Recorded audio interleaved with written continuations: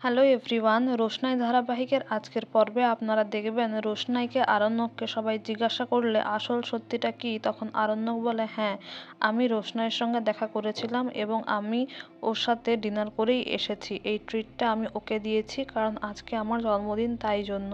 আর ও তো কদিন বাদেই বাড়ি থেকে চলে যাবে আর কখনো ফিরে আসবে না।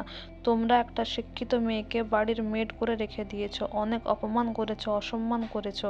তাই আমি ভেবেছি যে ওকে একটু ট্রিট দিলে, ওর সাথে একটু ভালোভাবে কথা বললে, একটু সময় কাটালে হয়তো সেইটার একটু ক্ষমা পেলেও আমরা পেতে পারি।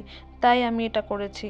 এদিকে ছোটু বলে যে তুই জানিস যখন যেই জটিলতার পথটা বেছে নিলে সেখান থেকে তুই বেরিয়ে আসতে পারবি না, সেই পথে তুই যাচ্ছিস কেন?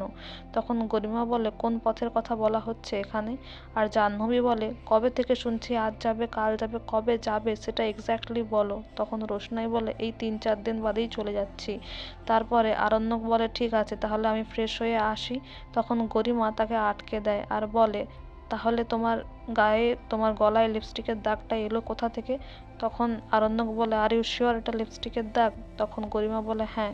আর রোশনাই সেটা দেখে অবাক হয়ে যায়। এরপর রোশনাই ঘরে গেলে গরিমা তার পিছনে যায় আর রোশনাইকে ধরে, বলে তোমার কত টাকা লাগবে বলো, লাখ টাকা লাগলে তুমি আরণ্যকের পিছন ছাড়বে?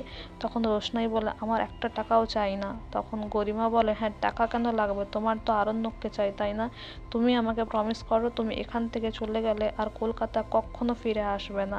তারপরে রোশনাই বলে তোমাদের জীবনে আমি ফিরবো না, এতটুকু কথা দিতে পারি, কিন্তু কোথায় থাকবো সেটা আমার ব্যক্তিগত স্বাধীনতার ব্যাপার। এদিকে আরণ্যক যখন আসে বলে তাহলে কেক কাটা যাক। তখন তার বাবা বলে তুমি যা কিছু কাজকর্ম করেছো তারপরে তোমার সামনে দাঁড়িয়ে কেক কাটা দেখতে পারবো না, তুমি থামো। আর ওই মেয়েকে বলো কত টাকা লাগবে এই বাড়ি থেকে চলে যেতে, আমি 5 লাখ টাকা ওর অ্যাকাউন্টে ফেলে দিচ্ছি। তখন আরণ্যক বলে তুমি এতটা অপমান না করলেও পারো। তো বন্ধুরা, এই ছিল আজকের update. Thank you so much for watching the video. Thank you.